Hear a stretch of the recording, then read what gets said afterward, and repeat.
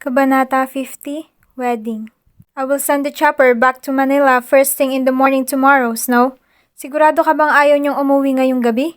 Pasigaw na sinabi ni Papa habang naglalagay ako ng perfume sa palapulsuhan. Hindi ko na mabilang kung pang ilang irap ko na ito ngayon. Hindi nakikita ni Papa dahil nasa kama naman ang laptop at ako'y nakaharap sa tukador. Si Bal topless on bed. Nakakunot ang noo niya habang pinagmamasdan ako. Ano bang problema nito at hindi pa siya nagbibihis? Brenna and Sisi's plan was also clear and he agreed to it. It's actually perfect. Kaya hindi ko alam anong problema at ayaw pang magbihis. Kung ayaw niyang sumama, ayos lang. Ihatid niya na lang ako sa Revel. May lakad nga kami ng mga kaibigan ko, Papa, kaya hindi pwede. Isa pa, the flight tomorrow is already booked. Ang mabuti pa, ikaw na lang ang pumuntang Costa Leona gamit ang chopper. I just told him that I'm pregnant and now I think he's panicking. Paano iyong preparations ninyo sa kasal? Tapos na ba? Tanong ni Papa na hindi ko nasagot. Nagpatuloy ako sa paglalagay ng earrings. Nakita ko sa salamin na kumilos si Sibal at nagsuot ng kulay green na long sleeves bago hinarap ang laptop. Kasalukuyan ko ang inaayos. Nagpapatuloy po sa Costa Leona ang preparations. Nagangat ako ng tingin sa salamin para magtama ang aming mga mata. Nagtaas siya ng isang kilay sa akin. Who told you to continue the preparations, ha? Sasama po si Papa bukas pag uwi namin. Tumawa si Papa. Mabuti naman at nang magkausap kami ng maayos. May isang hiling po sana ako sa inyo. Ano yan, engineer? Kahit ano, walang problema syempre. You're going to be my son-in-law. Tumawa ulit si Papa. I rolled my eyes. He's so thrilled that he can't stop laughing. Should I be worried? Hindi talaga ako nagkamali noong niyaya ko si Achilles na ipagtrabaho ka sa hotel bago ako umalis noon. Father gave another hearty laugh. Natigil ako sa pagsusuklay ng buhok. Nagkatinginan kami ni Sibal pero mukhang hindi siya nagulat sa sinabi ni Papa. He what? Ano yung hiling mo, iho? I swear I think Papa's crying because of too much happiness right now. Hindi ko po sana pagtatrabahuhin si Snow sa the coast habang buntis siya. At gusto ko pong sa Maynila kami manirahan pagkatapos ng kasal. I turned to face him. He had all of this planned out, huh? And he didn't even ask me if I'm ready to marry him yet. Sino mag-aalaga sa hotel kung ganoon? Sige, iho. Solomon can handle the hotel for sure, since ayaw talagang umuwi ni Maria Emilia. Alam kong ganito na talaga ang sunod na hihingin mo sa akin at mainam din iyon dahil ayaw kong maghirap si Snow habang buntis. Papa, si Tito Solomon? What about his own business? Nasingit ko. Tumayo si Sibal at kumuha ng suit sa loob ng walk-in closet. Hinarap ko ang laptop sa akin at sinundan ko siya ng tingin habang inaayos ang mga huling botones ng kanyang damit. He can handle it. Besides, ang trabaho ni Engineer Riego ay nasa Maynila. He only went back to Costa Leona for the renovation when he can clearly let his other mates do the job. His job is done at our hotel, so you two can stay in Manila after the wedding. Napakurap-kurap ako. What job is he talking about and who says the wedding is still up? Take care sa lakad ninyo, iha. Huwag kayong masyadong magpagabi at makinig ka sa asawa mo. Huwag matigas ang ulo. Wala po akong asawa, malamig kong sinabi kay Papa. Si Bal turned to me and he gave me a deadly look.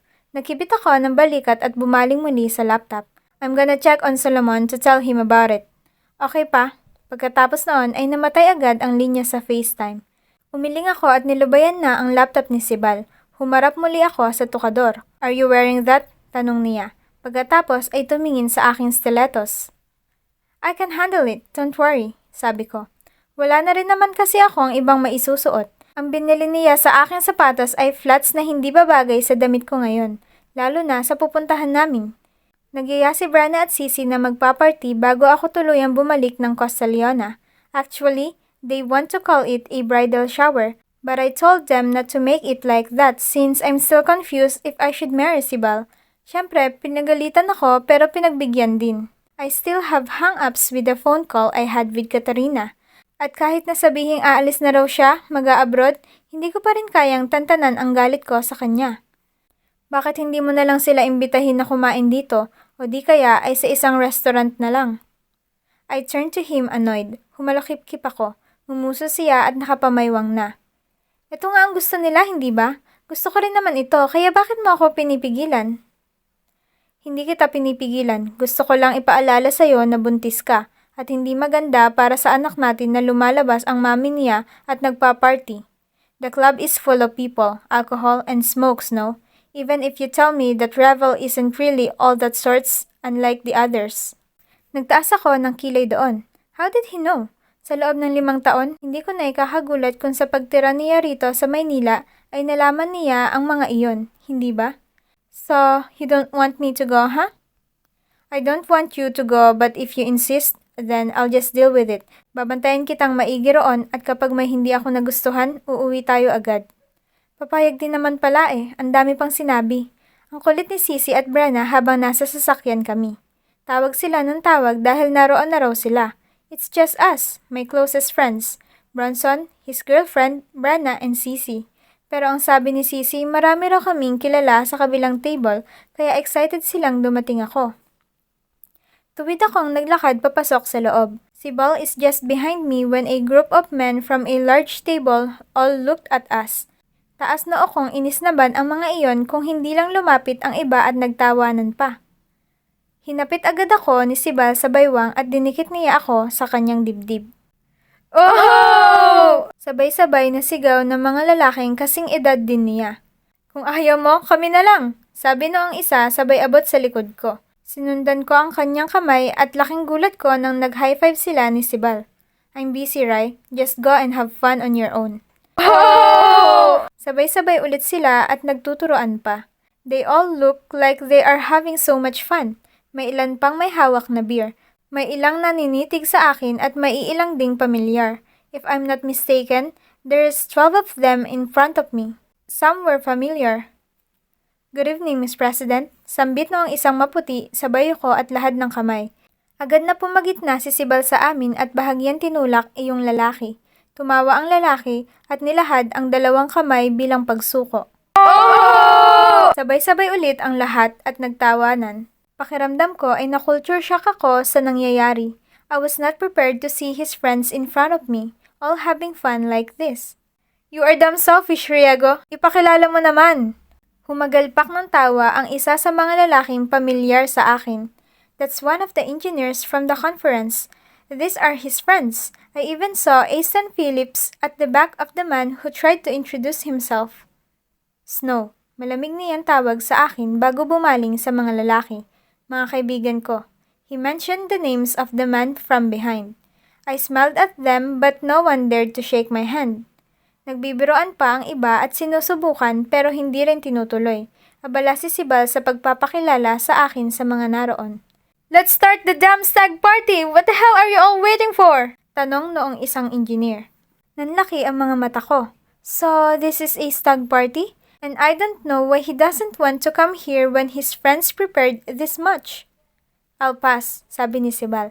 Anong pass? Ikaw nga ang dahilan bakit may ganito. Aayaw ka pa?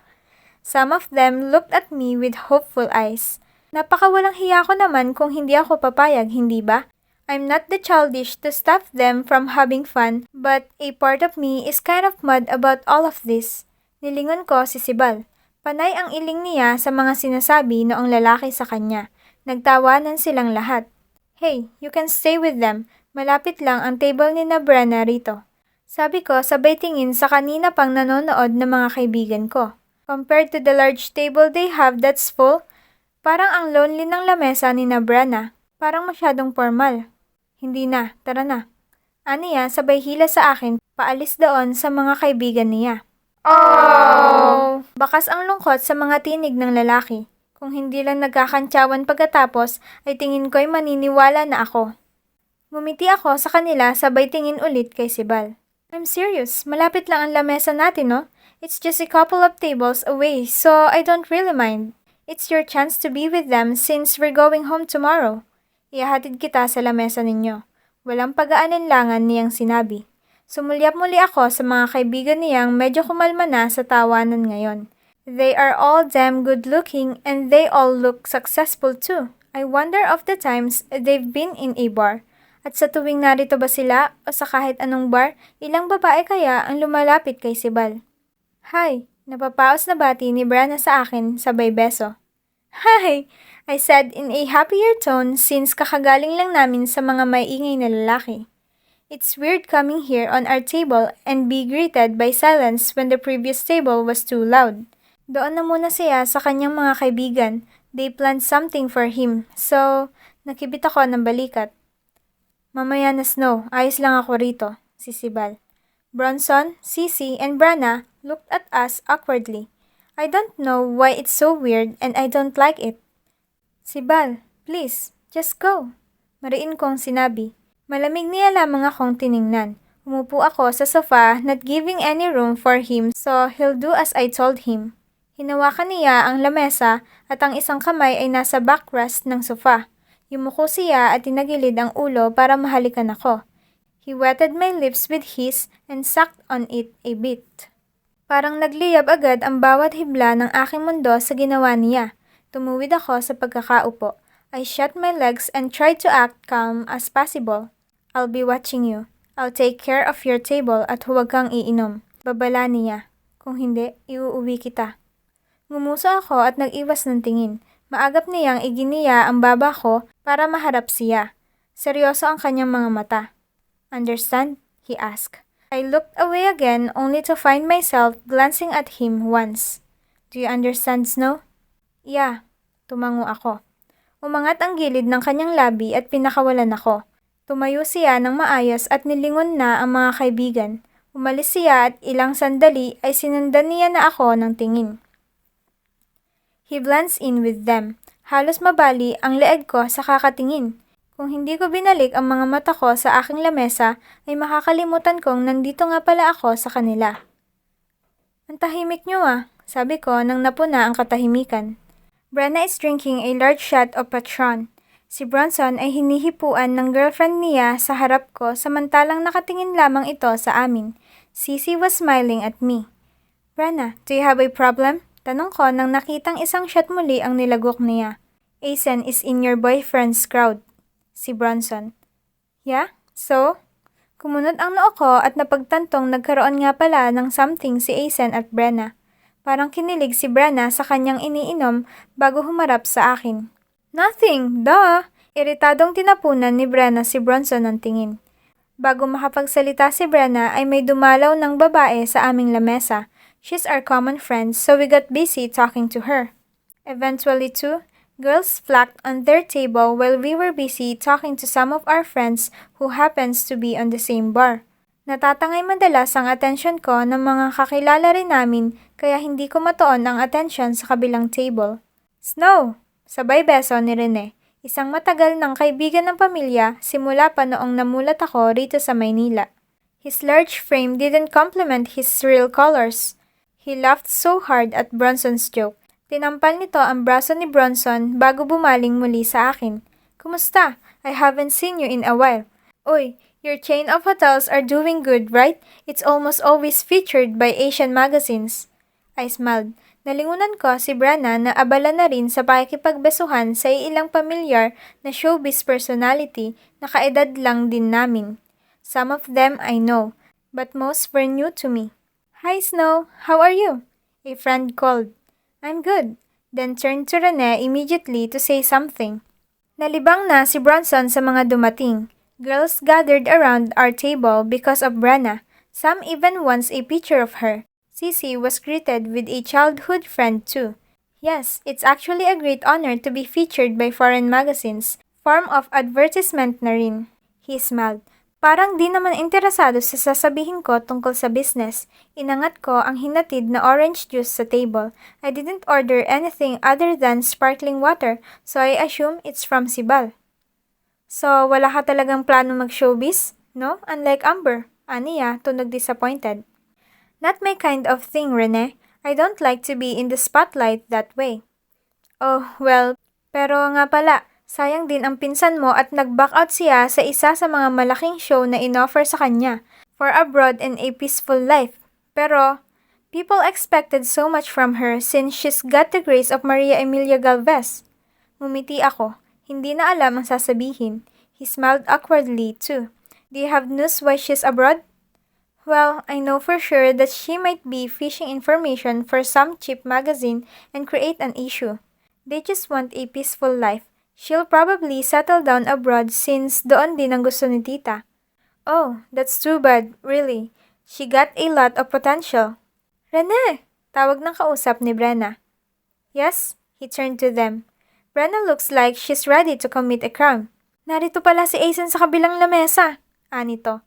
Nagkatinginan sila at agarang nagtuksuhan. Ngumiti ako at pinagmasdan silang nagtatawanan habang tinutukso si Brenna. Inimbitahan mo pala rito? Tanong ni Rene kay Brenna. No, nagkataon lang. We're not really talking anymore since he's busy with work. At nakalimutan ko na iyon. It's part of the past now. Weh, or you're maintaining your distance since the fans are already speculating and all the hate is directed at you. Umirap si Brenna at nginiwian na lang si Rene. Naghagik-hikan sila. Sisi snorted. Nagtawanan muli. Oh my God! Who's that? Rene said in an exaggerated manner.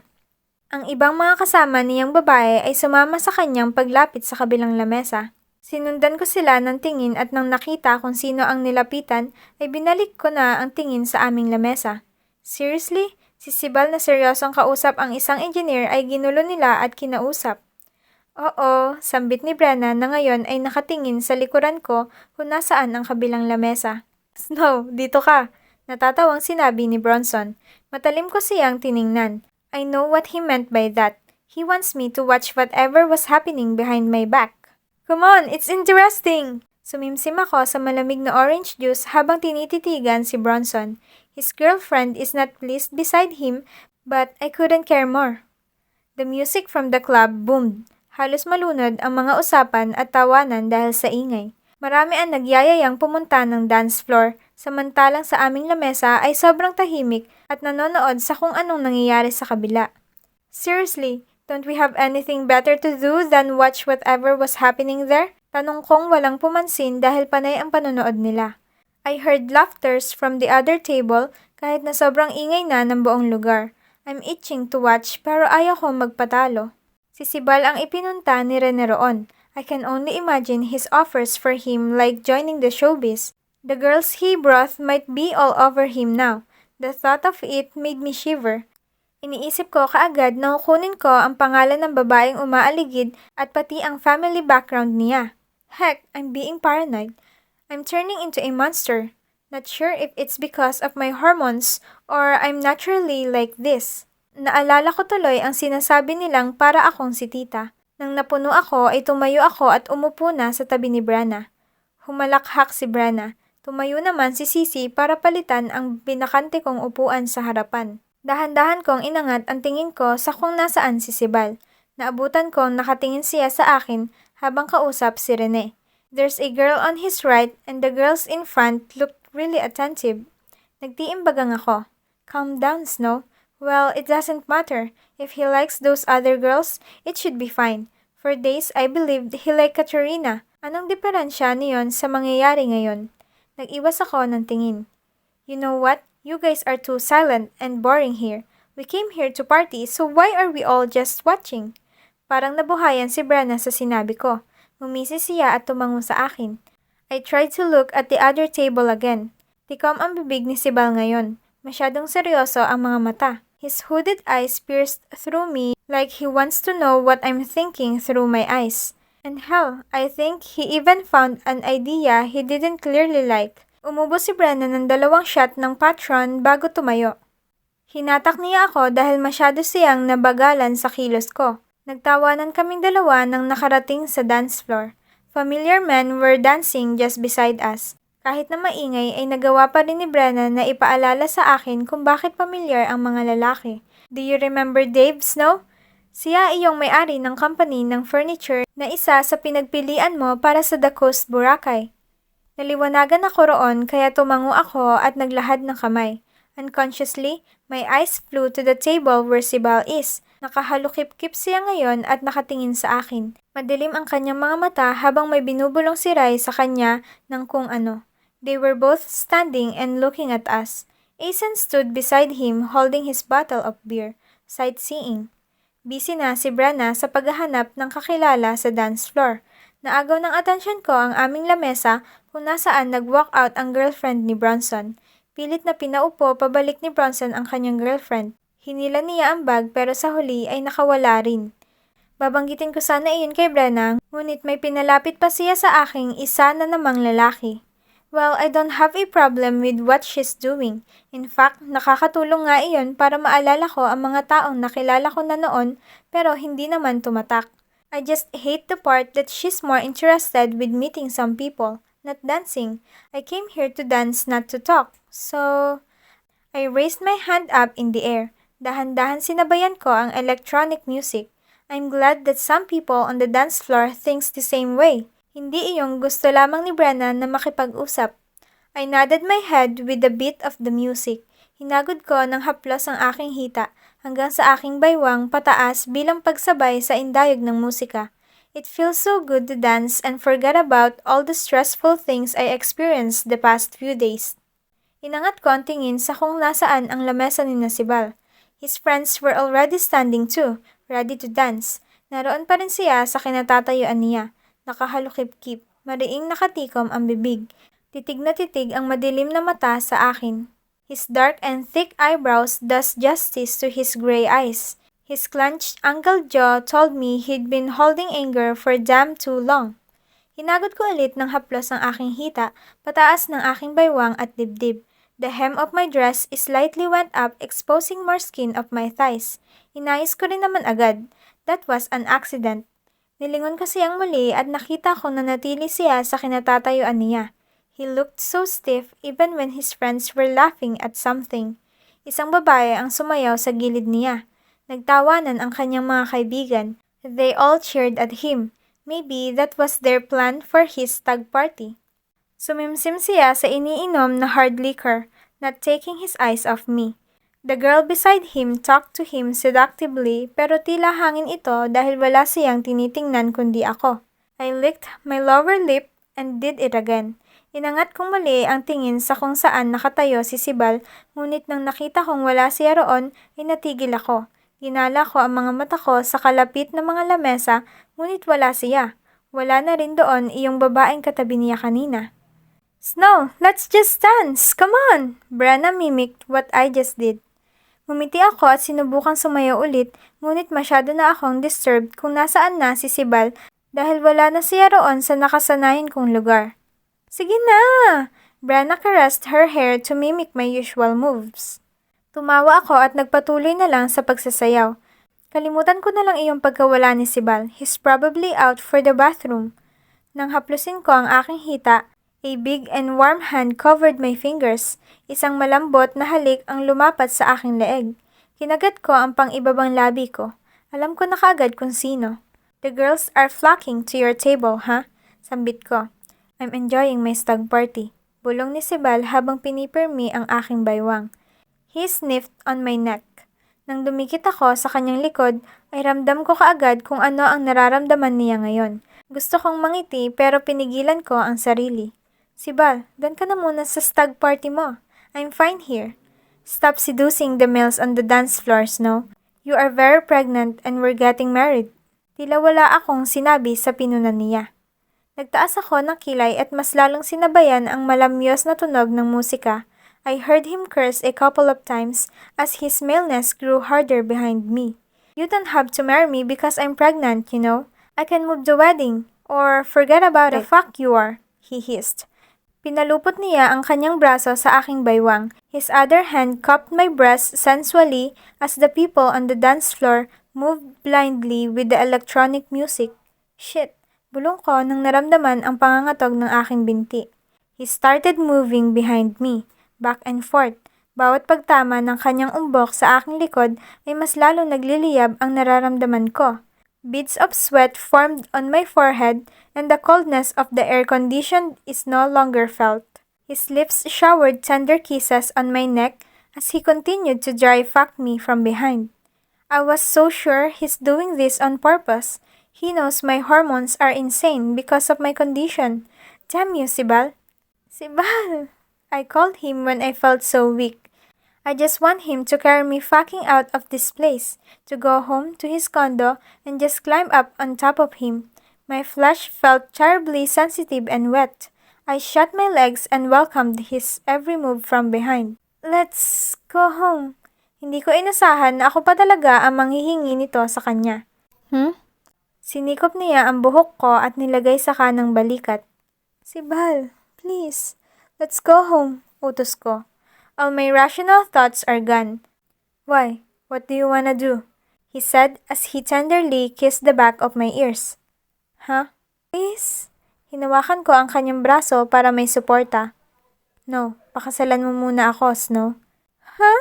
Halos may pagmamakaawa sa boses ko habang patuloy ang ginagawa niya sa aking likod. I wanted to marry you so much years ago. Now, nothing has changed. I'm not marrying you because you're pregnant, baby. You're pregnant because I want to marry you. Kaya kung hindi ka titigil sa kakatulak mo sa akin, hindi kita hahawakan hanggang hindi tayo kasal. Kinagat ko ang pang-ibabang labi ko. I feel so weak all over. His tight arms were my only hope so I can stand properly. Woo! His friends and mine were around us habang may pumuputok na mga champagne bottles. They all danced and celebrated. Congratulations! Bati ng mga lalaki. Tumigil si Sibal sa pagsasayaw sa akin, ngunit tila alam niya ang nararamdaman ko. Hindi niya inalis ang kamay niyang nakapalupot sa akin. Mabuti na lang para hindi ako tuluyang mabuwal. Mainit ang pisngi ko nang hinarap ang nagngingising asong mga kaibigan ko. Rene and the other girls were there too. He smiled awkwardly at me. He's your fiancé? Aniya sa akin. Yeah.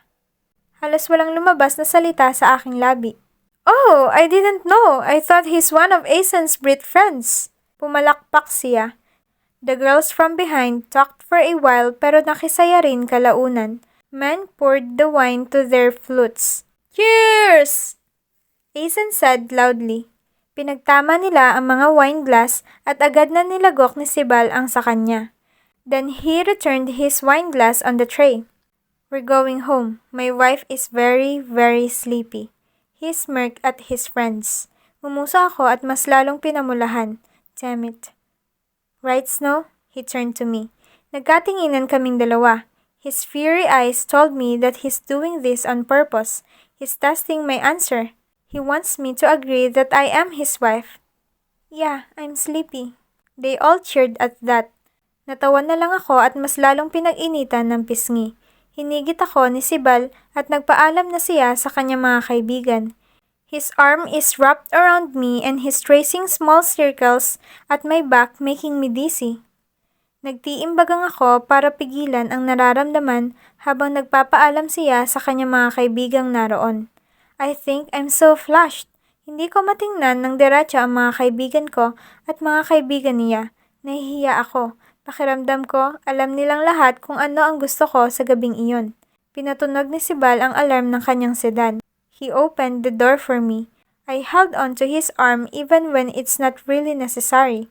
Nagkatinginan kaming dalawa. Nagtaas siya ng kilay at hinayaan akong gawin ang gusto ko.